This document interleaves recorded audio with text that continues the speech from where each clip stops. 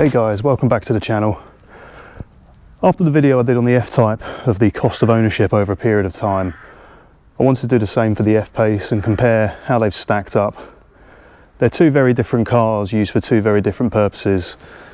This one I use as my daily, and it also gets used for work purposes.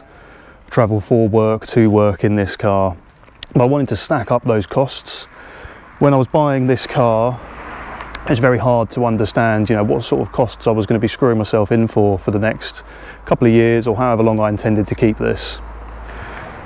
I didn't buy it new, it was 9 months old, and that was a big part of why I wanted an approved used car. This, at 9 months, had already done £20,000 of depreciating. I'm not going to include the cost of depreciation in this video. This is purely running costs and incidentals based on what I've experienced during my time with this car. As with the last video, I'm going to break this out into some categories for cost. So the first category is going to be the absolute essentials, the minimum things you have to do to run and maintain a car on UK roads. That's going to be your insurance, your tax, and your MOT. Without these three things, you cannot legally put a car on UK roads. The next cost I'm going to put in is the bare minimum running costs. So your tyres and your fuel. Without those, you're not going to get anywhere. Then the next category will be the servicing. I've chosen to have this serviced by a Jaguar main dealer. I wanted the stamps in the book to try and preserve some residual value in this car. You can go elsewhere, get more competitive servicing rates, but for me, I got a service plan when I purchased the car, and I wanted to ensure that I had the stamps in the book. And then the final category is going to be the incidentals. So what have I had to do for repairs? What have they cost? What's the reliability looks like? But also, what have I done to this car above and beyond that? So in the F-Type video, I discussed about modifications and what I'd done to the car. I haven't done any of this on this car. I've not modified it, I've not played with it. This is, as I say, my daily for work. It's just been kept standard and looked after so that I know it's reliable when I want to hop in it and go somewhere. So the first big cost of putting any car on the road in the UK is insurance. These are calculated on a lot of variables, and then that gives a risk profile to the insurer, and then they give you an insurance premium based on that risk profile. Things such as your age, the type of car you're trying to insure, any previous accidents, the location you live. So for myself, in the south of the UK, as a 31-year-old male, my insurance premium is £558.74 per year. That's fully comprehensive. I do have it insured for business use. I use this car not only to commute, but I do travel for work in this vehicle, so I have that level of cover on the policy as well. Take a pinch of salt with this, as your circumstances and your particular risk profile will probably be dramatically different to mine, but for myself, £558.74 for the year. The next of the three essential costs of keeping a car on the road in the UK is tax. Your road tax or vehicle excise duty, depending on where in the world you're viewing this, may or may not be applicable. But for us in the UK, it's based on a combination of things, including the emissions of the vehicle. It does get a bit complex with the retail value of the car when it's new, but for the purposes of this video, I'm going to give you the annual road tax based on what it would be when you're outside of that premium tax zone. So for this car, for 1 year's tax, £520. So the third and final cost in this first category is MOT. You have to have one of these to drive a car on UK roads when your vehicle is over 3 years old. So I didn't experience this in the first 2 years of ownership, but the third year, £54.55 for an MOT. I think this is a pretty much flat rate across any garage you go to. It's governed by the central government, the DVLA, should I say, the Driver and Vehicle Licensing Agency. There were no remedial actions required at the back of the MOT, so it's just that flat £54 and some change for the MOT at year 3 for this car. So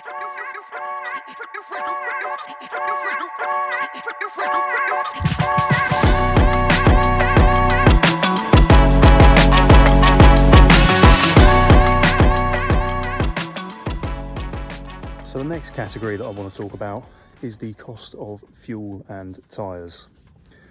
So what I've done with the fuel is quite hard to quantify.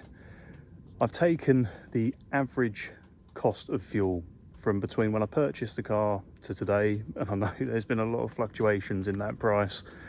So I've taken an average. I've taken the total number of miles that I have travelled since purchasing the car, which is 40,000 miles, and I've multiplied it by the average MPG that I perceive to have got from the vehicle, which I put down to being 44 miles per gallon. So with a price of £1.80 per litre for diesel, 40,000 miles at 44 MPG, that gives me a price of £7,439 and 5 pence for fuel since I bought this car a few years ago. Now, as I touched on earlier, I do use this car for business, so a lot of that has been reimbursed in fuel mileage from the employer. So factor into your equation whatever you need based on your circumstances. One thing I will be doing very soon, so keep your eyes peeled for it guys, is the MPG tests, the same as I did in the F-Type. I'll put a link up there. But I'll be doing an MPG test, real world MPG test for the D180 2-litre diesel F Pace. So keep your eyes peeled for that. So in that 40,000 miles that I've travelled in the car, I've had to put 2 complete sets of tyres on the vehicle. It is all-wheel drive, so it does get through them. When it's serviced, I do have them rotated, so the rear's put on the front, not just the tyres spun. The rear's put on the front and vice versa to try and preserve, you know, the balance between the 2 axles, because it's not 50-50 split on the driveline. So the 2 full sets of tyres, I've stuck with the Continentals, the Contact Sport 5s. That's what came on the car, that's what Jaguar recommend. I've stuck with that. So for the 2 full sets, per set was £875 and 96 pence. And as I say, I've had to do that twice in my ownership. So let's talk about servicing. The service intervals on this car are actually quite long. I think that's where manufacturers are trying to move to a position where the servicing is a little bit more palatable for the end user or the customer. You can see I have just had this serviced by the fresh oil stains there. I have it serviced at the main dealer. I want to get the stamps in the book to try and preserve the value of the vehicle should I come to sell it. So I've had 3 services in my time, and I've had the 24-month or 21,000 mile service. Now I did that early. I didn't have it done at 24 months because I reached the mileage much sooner. And that was £390 and 12 pence. I've had the 48-month service or 42,000 miles, again early, and that was £510 and 12 pence. And then the final service that I've had in my time with the car was the 72-month or 63,000 mile service. Again, early because of the mileage, £608 and 90 pence.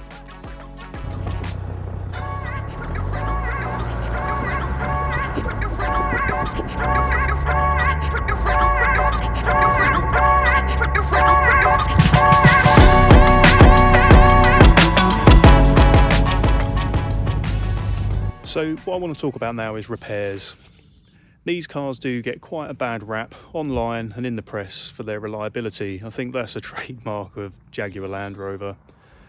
I'm probably going to regret saying this, but in my experience, this car has not been too bad. Yes, I've had some bits repaired on it. The bulk of that was done under warranty, which was fortunate. I've been out of warranty for probably a year now, almost to the month. So I want to discuss some of the things that were done in and out of warranty on this vehicle. The first one was a track rod end. The track rod end went prematurely, creating a knocking noise under steering. So I had that replaced at Jaguar, under warranty, £522 and 90 pence. The next problem I had was the rear driver's side door handle just decided not to operate anymore, either inside or outside. You'd pull the handle and nothing would happen, almost as if the car was locked. even though it wasn't. So I had to have a whole new lock mechanism put on the car. And the cost of that was £549.68, covered by the warranty. The biggest repair I've had was the panoramic roof. A beautiful feature for being in the car, lets light in, lets passengers look out. You can stargaze at night, it's beautiful, it's lovely. But I had a slab of ice come flying off the top of a lorry in winter and land on it, and it cracked. Luckily, that was covered by my insurer under the windscreen damage policy. Not all insurers do cover roofs under that, so have a check of your policy wording. I know that the F-Type, the insurer I use for that, does not, and that does have a panoramic roof. But to replace the roof on this car would have been a bill of £2,498.99, which luckily I didn't have to foot the bill for, but if I had have done, it's quite an expensive repair. So if you're looking to spec one of these into the car, just be mindful that it's there and get some very comprehensive insurance to cover you. Two other things that this car has had done under warranty, but I don't have a cost for them as it was dealt with by Jaguar at source. The first one, it had a new roof rail. The roof rail had started going rusty at the front and it needed the headlining taking out and the roof rail replacing. That was replaced under warranty.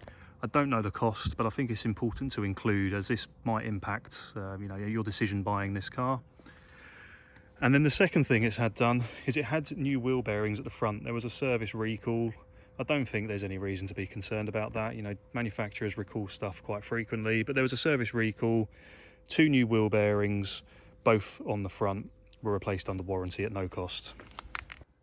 I purchased and fitted a dash cam, put that in myself at a cost of £300. It's a front and rear dash cam. Please don't judge me for the hokey wiring here. This is actually metal, solid metal. This is the last bit of trim you can remove, and I didn't want to start drilling holes in the metal. It's gone under the headlining all the way to the front. The cables are hidden, but it's just that last piece there. But I wanted the dash cam for the reason that on the second day I owned this car, somebody quite enthusiastically in a hot hatch came across a roundabout at what I can only assume must have been about 60-70 mile an hour in a residential area and nearly took the front of the car with them. So next thing I did that day was drive down the road, pick up a dash cam and install it so that I'm protected as best as I can be in the event of an accident. I've had the car detailed and ceramic coated. It is used year round, so it does get the grime and the road dirt, so I thought it was important to have that ceramic coating put on. That cost me £500, which for a team of 2 people for a day to do that, I didn't think was too bad, including materials and labour. It does make the paint shine beautifully though. And then the last incidental was a key case. Not the key, just the case. They're very well renowned for delaminating and the casing coming off the outside of these. So that was a simple case of £20 for a genuine Jaguar replacement key case. They did that for me when the car was in for a service. So the total number, 3 years of ownership, everything that's left my bank account to own this car. I've included those couple of bits on warranty in case yours does not come with a warranty, so subtract those or leave them in depending on your circumstance. But for 3 years to run, maintain, insure, fuel, repair this car, 3 years, £16,225.27. That was from 9 months old, so quite new with Jaguar warranty. I haven't included depreciation. This thing lost probably about £20,000 off of the retail value in the 9 months up until when I bought it, which was why I went approved used. So when you break that £16,225.27 down, that equates to £5,408.42 per year, or £450.70 a month. And for those among us who love a bit of maths and a bit of data, £14.81 per day to put that car on the road and maintain and love and look after it. All in all, some pretty reasonable prices for a car like this. You know, it's not quite Range Rover Vogue spec. I'd probably put this car on par with a Range Rover Sport. I'd say the Jaguar F Pace is probably more akin to the Range Rover Velar, and I don't think Jaguar have an equivalent to the Evoque. Let me know what you think down in the comments, how they compare. All in all, it's been pretty good owning this car. It's very comfortable to drive. I do a lot of mileage. It's a very nice place to be, very comfortable inside. So for me, those costs are pretty reasonable. But that's all for today, guys. If you haven't already, please give a like and subscribe. I'm really thrilled with how the channel's shaping up. I love making these videos, and the feedback I get really drives me to make more. So thank you for watching. Please do like and subscribe, and I'll see you in the next video.